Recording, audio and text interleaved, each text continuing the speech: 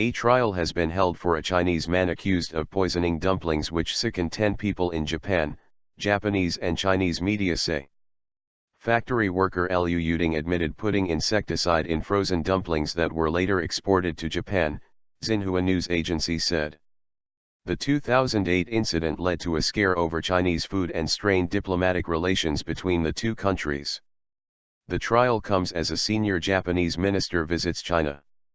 Lu Yueting worked in Tianyang Food Company in China's Hebei province from 1993 to 2009. He was accused of using a syringe to put insecticide into the frozen dumplings over frustration with his wages and colleagues. In January 2008, at least 10 people in Japan fell ill after eating the dumplings. One 5-year-old girl was seriously ill and hospitalised. Investigators then found that the dumplings contained a highly toxic pesticide, methamidophos.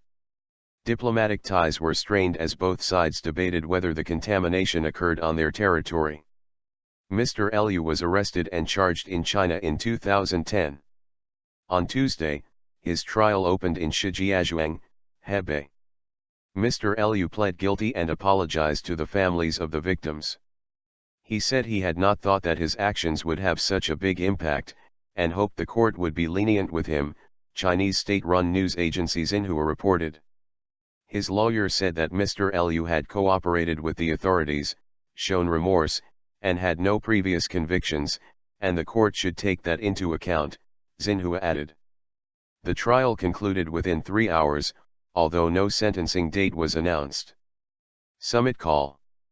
The trial comes on the second day of a visit by Japanese Vice Foreign Minister Akitaka Seiki to China, amid strained ties.